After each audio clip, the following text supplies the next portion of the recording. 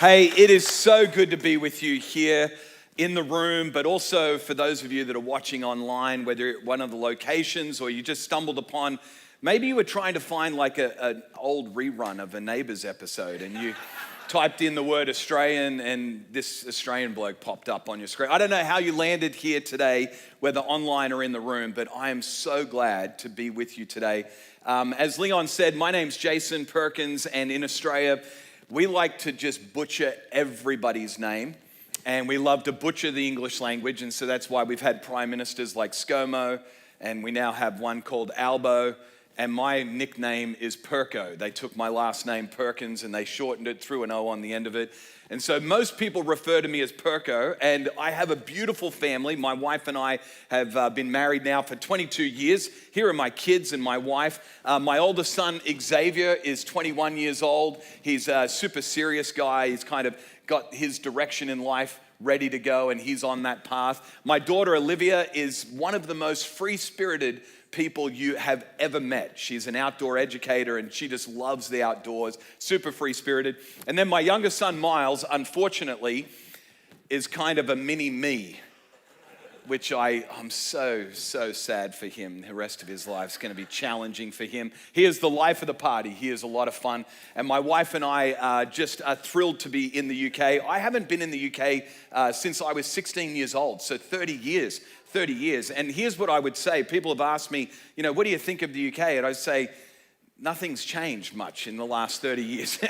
You guys' buildings have just gotten 30 years older. Our buildings in Australia, they haven't been built to last. And so we've got all new buildings in the last 30 years. But we are thrilled to be in the UK, and even more so thrilled to be here at Lifecentral. If you're new to church, maybe you're brand new to the whole church experience, I just want to point out something that's a little bit weird, okay? What just happened for the last 20 minutes normally would take a couple of beers on a Saturday night for people to do, but a whole bunch of people have just walked in. It's barely 10 o'clock in the morning, and they're singing at the top of their lungs, and there's no bouncing ball to follow the words. They just know what to do. Some people during the songs had questions, I noticed. Some people were raising their hand. Some people had two questions, raising both hands at the same time, wondering, what is this? Here's what you need to know. There was a line in that last song that we talked about, and it said these words. It said, Jesus, for our sake, you died.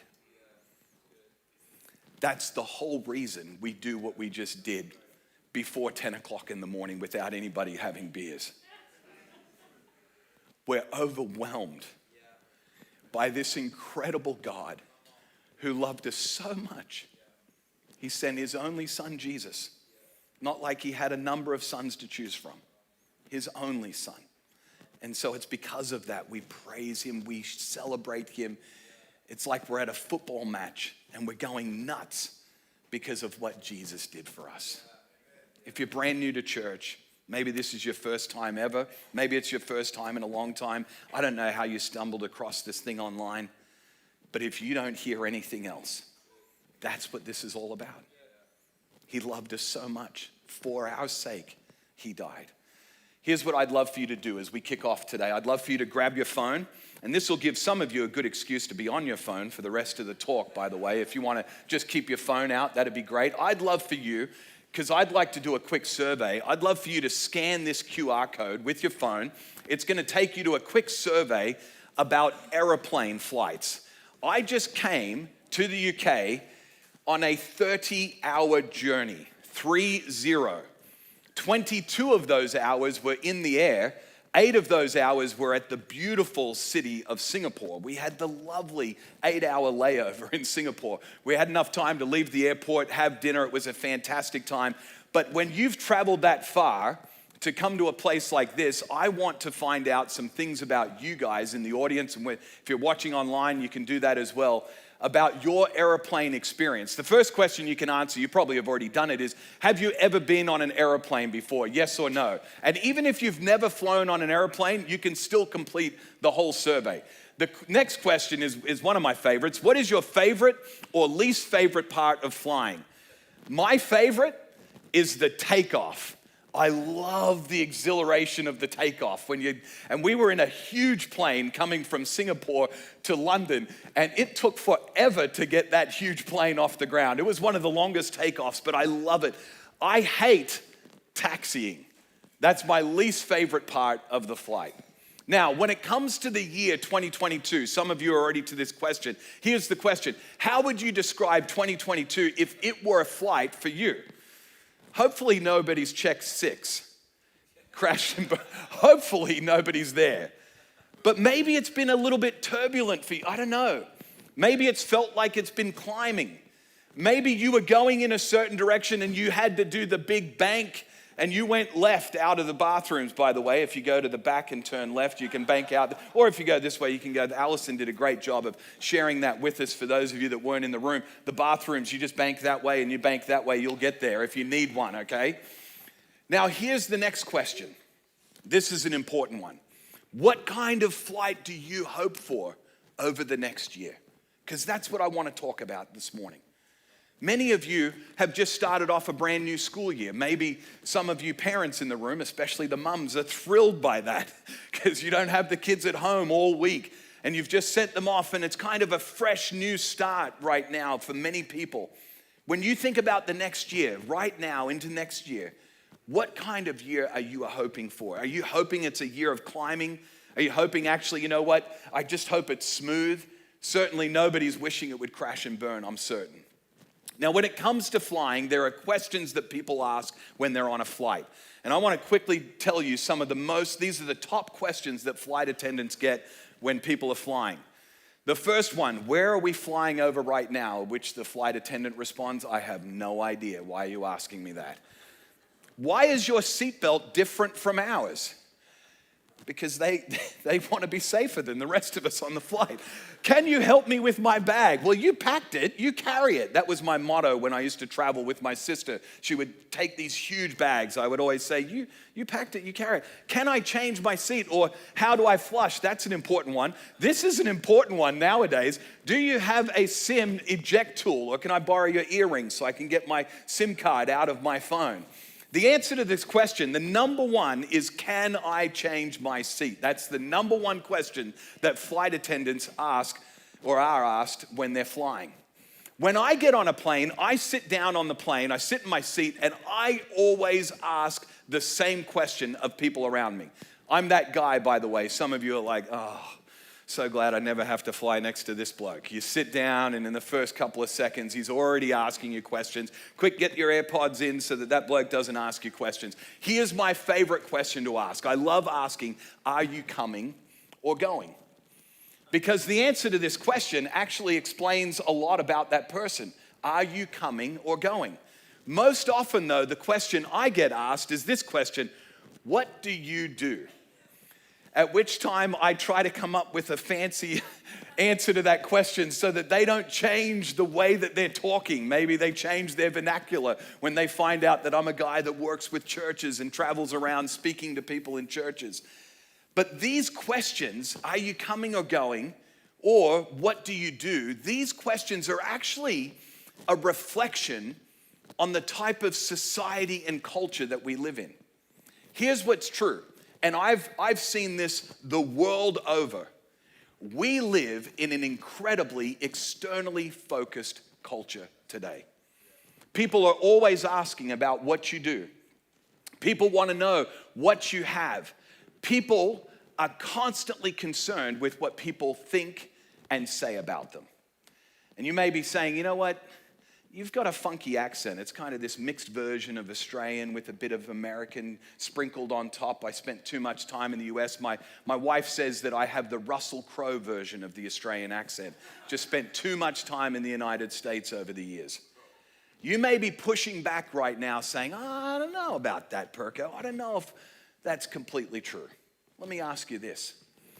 What did you wake up thinking about this morning?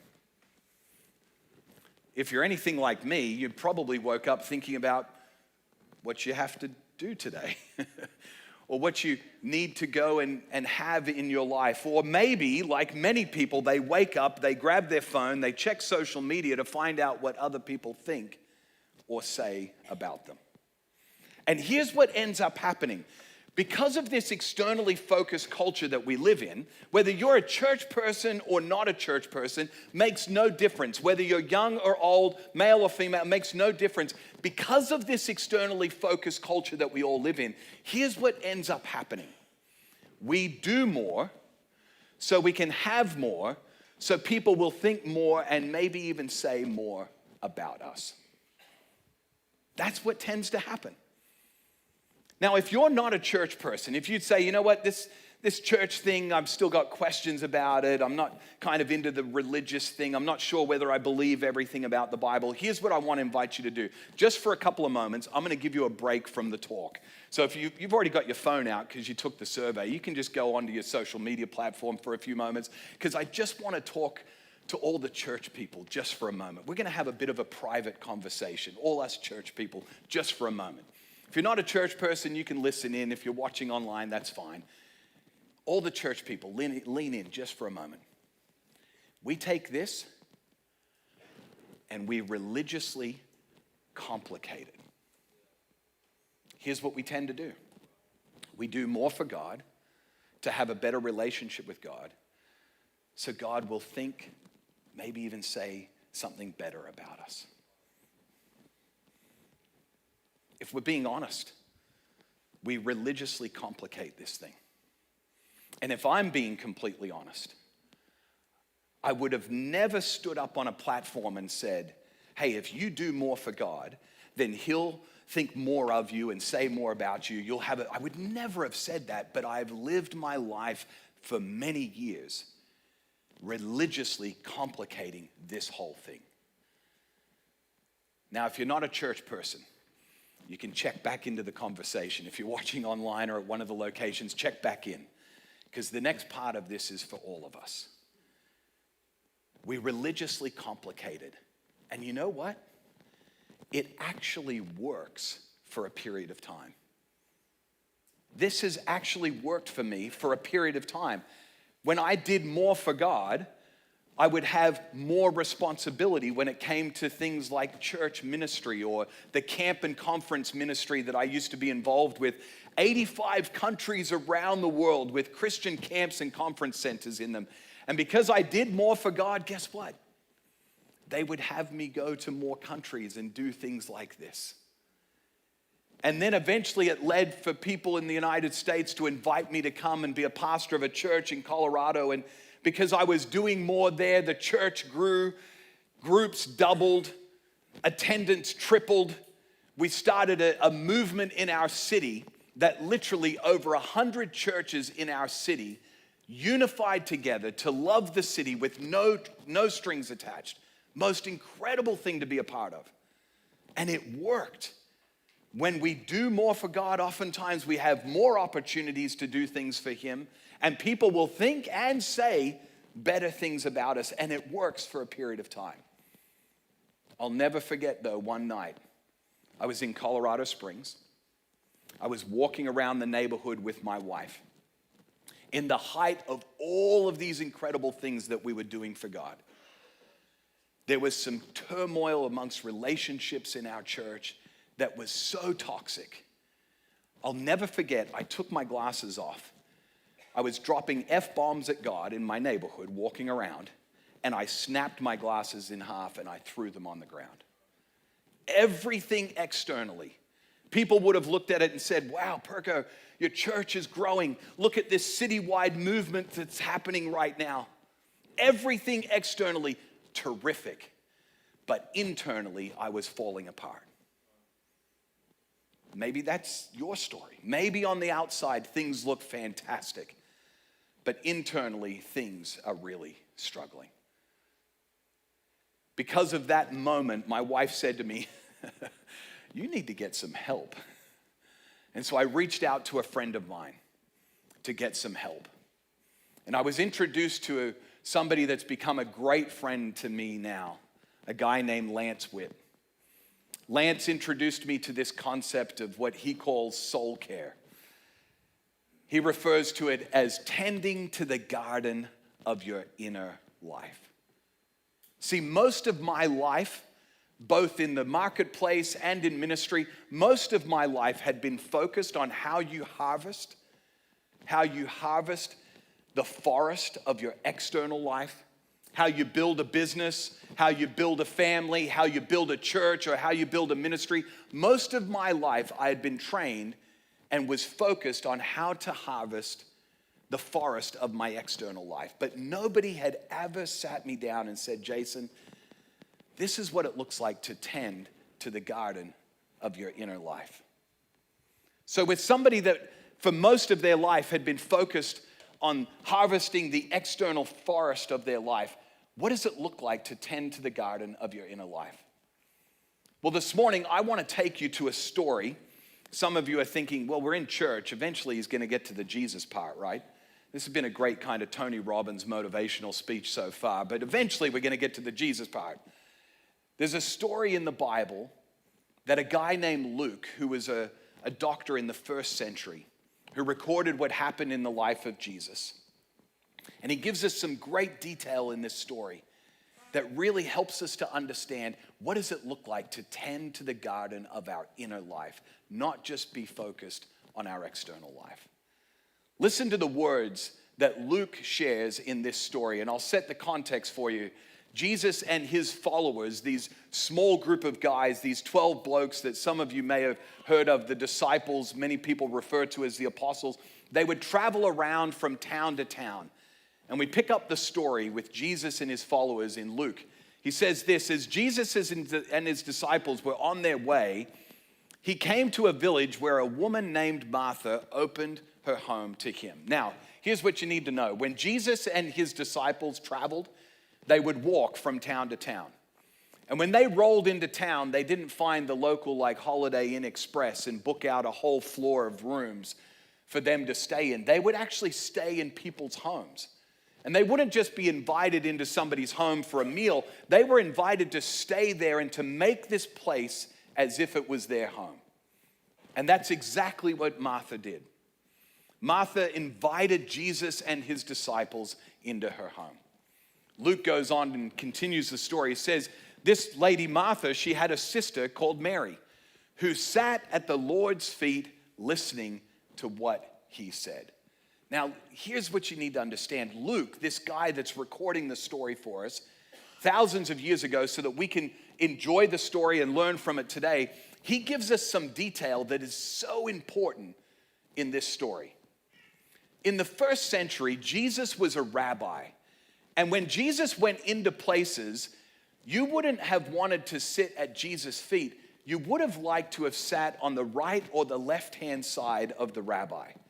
Because then everybody at the dinner party, everybody in the home would have thought highly of you because you were sitting on his right or his left-hand side. But not Mary. Mary chose to come and sit down at the rabbi's feet. This position is so incredibly important. Not sitting at Jesus' right or his left, but sitting at the feet of Jesus. Here's why this is so important. If you were a follower of a rabbi in the first century, you would sit at his feet so that you could learn from the rabbi. Not to be seen by others as important, but because you wanted to learn from your rabbi. Don't miss this. Sitting at the feet of Jesus was Mary's main agenda. Her sister Martha, though, Luke tells us, she wasn't sitting at Jesus' feet. Luke goes on, he says this, that Martha was distracted by all the preparations that had to be made. Jason was distracted by all of the ministry that had to be done. Jason Perko was distracted by getting 100 churches to unite around a cause in the city. But Martha was distracted by all the things that had to be made. Then Luke goes on, he says, but Martha was distracted by all the preparations that had to be made, in so much so she came to Jesus and asked, Lord, don't you care that my sister has left me to do the work by myself? I don't know about you, but I'm not sure I would ever go and talk to Jesus quite like that. Don't you care that my sister's left me to do all the work by myself? And then Martha doubles down. Look at the end of the verse. Not only don't you care, but Jesus, tell her to help me. Maybe you've been following Jesus your whole life, or maybe you're still trying to figure out what following Jesus looks like. I don't care where you're at on the continuum. I'm not sure I would have been as bold as Martha. And then Jesus' response, I love this response. Martha, Martha, the Lord answered, you are worried and upset about many things, but few things are needed. Or indeed, Jesus now doubles down. Indeed, only one. And then this last little statement, don't miss this statement. This is so powerful. Jesus says, Mary has chosen what is better, and it will not be taken from her. Now, don't be confused. Jesus didn't say, Mary has chosen the only thing that's important. He's just simply said, she's chosen what is better. Both are important. What Martha is doing is important, but Mary has chosen what should be priority. I'll never forget my whiteboard in Colorado Springs years ago. I wrote these words. I wrote, being with Jesus is greater than doing for Jesus. Jesus himself, he said it this way. He said, I am the vine, you are the branches. If you remain in me, if you sit at my feet, Mary, and if I remain in you, you will bear much fruit. And then this statement, apart from me, you can do nothing. Here's what I think Jesus is saying. Here's what I think he's saying to every one of us in the room, every person that's watching online, even the person that's not sure if Jesus even is who he said he was. Even if you're still questioning. Jesus is saying that our doing for Jesus must flow from our being with Jesus. It can't be the other way around. So what does it look like in a practical sense? Get practical, Perko. What does it look like for us in 2022 to sit at the feet of our Rabbi Jesus like Mary did? What does that even look like? He's not in my home. He's not having a meal with me physically in person. So what does it look like for me to sit at his feet? There have been a number of things over the last few years that have helped me, practical things that have helped me to position myself like Mary to sit at the feet of Jesus. To continually put myself back into the position of sitting at his feet so that my doing for him will flow out of my being with him. I want to share these things with you, but I'll tell you up front, I'm nervous to share them. And I'll tell you why. I'm nervous because when I put these on the screen, I don't want you to think any more highly of me than you should. It's not about these practices. It's about positioning yourself at the feet of Jesus. It's not another list of things to do for Jesus. It's just simply putting yourself back in the position of being with Jesus. There's an old Jesuit priest who's passed away now. And he said this statement. He said, "The wise man points to the moon. Only the idiot sees the finger." Don't let these practices become the moon. They are just the finger pointing to the person of Jesus. Don't let them become a checklist, a to-do list. They're just simply some practical ways to keep positioning yourself at the feet of Jesus like Mary. I call them soul gardening practices, helping me tend to the garden of my inner life. And the first one that's been incredibly helpful for me is the practice of silence and solitude. It's almost like sunlight to my soul. When I look out on the alfresco area at the back of our house, my wife has these beautiful plants and the sun hits them. You can't see what the sun is doing to that plant, but without the sunlight, that plant wouldn't thrive. The same is true for your soul. Without silence and solitude, without the sunlight of just sitting and being with Jesus, soaking in his love for you, your soul can't thrive. Even if you're not a Jesus follower, it doesn't matter whether you've been following him for a long time, never followed him, thinking about following him. Even practically speaking, your counselor would say, Jason, that's just called mindfulness, and it's really important for your mental and your internal health. It's a great practice, and it's been life-giving to me. The second one that I put up on the screen is this idea of Sabbath. It's just a weekly 24-hour period of time for me where I'm not focused on being productive, whether it's paid or unpaid. I'm just soaking. It's like the weekly watering of my soul, just soaking in God's love for me. The next practice that's been incredibly helpful for me is the practice of just slowing down. Not always having to take the shortest line at the grocery store, but actually standing in line with other people waiting in the grocery store and talking to them, asking them about their day, finding out what their name is and what their story is. One of the most powerful things to experience the presence of Jesus through other people, just slowing down. As a kid, when I was first following Jesus, I was raised in a tradition where we were taught to have a devotional time every day, and we were taught to read through the entire Bible in a year. And so I would faithfully check off the Old Testament, the first half of the Bible reading for that day, faithfully check off a psalm or a proverb, faithfully check off the New Testament passage, oftentimes forgetting within 10 minutes of my reading what I had read.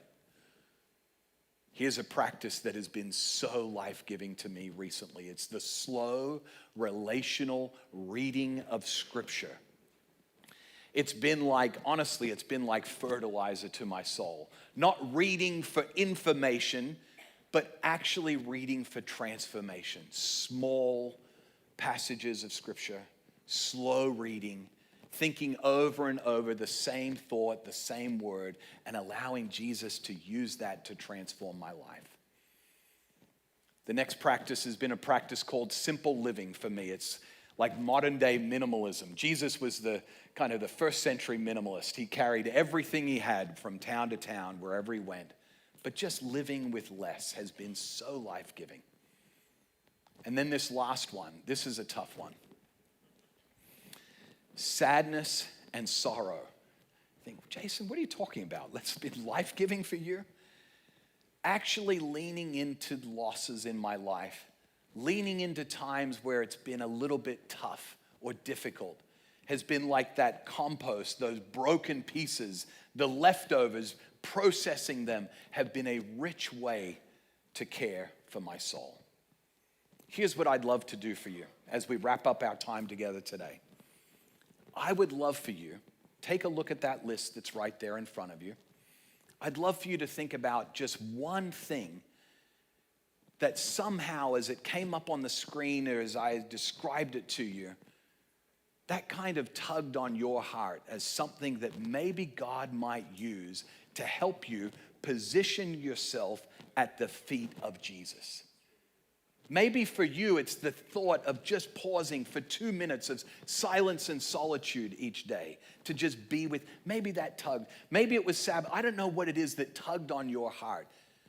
But I would love to give you a free resource to help you with that one practice that would help you to position yourself to be with Jesus. Because remember, everything we do for Jesus must flow out of our being with him. So here's what I want to invite you to do. I want you to grab your phone again, just like we did at the beginning. Some of you have still got it out because you've been on your Instagram account maybe for the last few minutes. Who knows? But I'd like you to scan the QR code up on the screen. And you'll be given the option to put in an email address so I can send this to you, and you get to pick one of those. Some of you are overachievers and you wish you could pick all 6 because you want to learn about all 6 practices. I actually did this on purpose. You can only pick one. All the overachievers in the room are disappointed right now. I get it.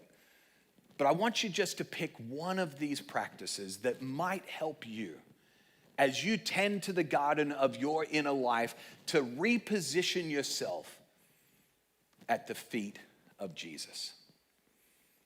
We started this morning this conversation by talking about the fact that we live in such an externally focused world, focused on what we do, what we have, what others think or say about us.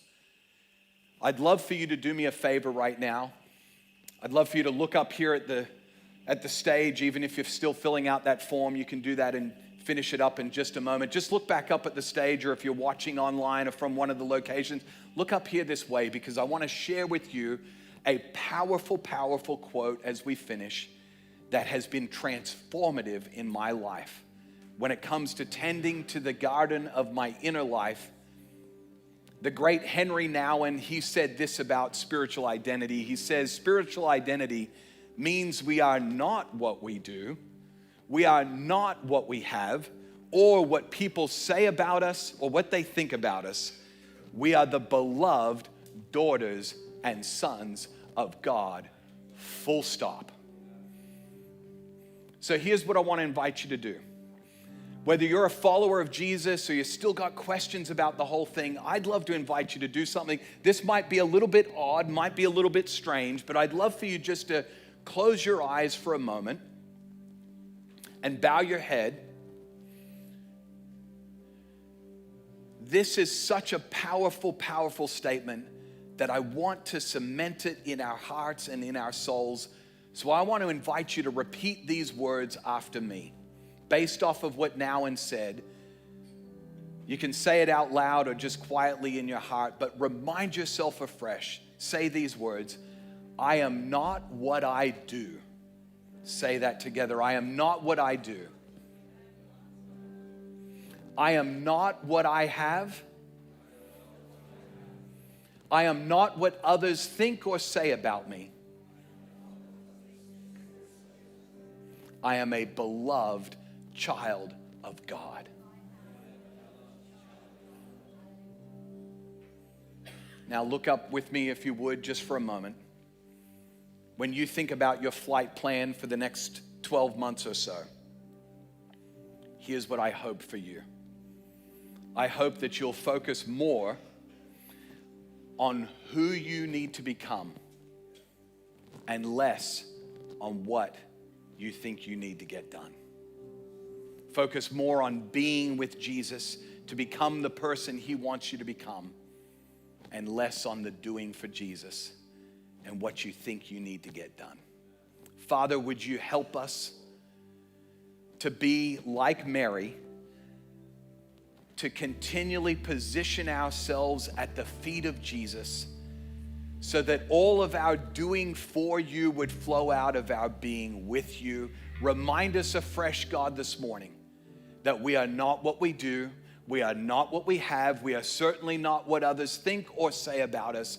We are beloved children of the Most High God. I pray in Jesus' name, amen. Why don't you just stand with me and let's respond with this great song. You give life, you are love, you bring light to the darkness, you give hope, you restore every heart that is broken. Great are you, Lord. It's your breath in our lungs, so we pour out our praise, pour out our praise. It's your breath in our lungs, so we pour out our praise to you only.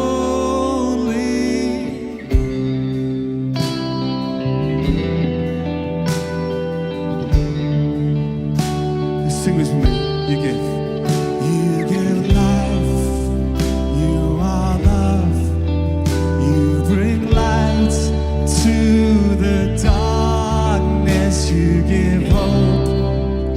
You restore every heart that is broken. Great are you, Lord. It's your breath in our lungs, so we pour out our praise. Pour out our praise. It's your breath in our lungs, so we pour out our praise to you. Holy, it's your breath in our lungs, so we pour out our praise. Pour out our praise. It's your breath in our lungs, so we pour out our praise to you. Holy Lord.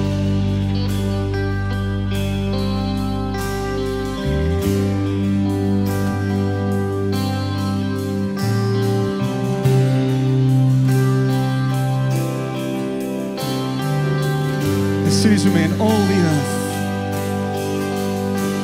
Now all the earth will shout your praise. Our hearts will cry. These bones will sing. Great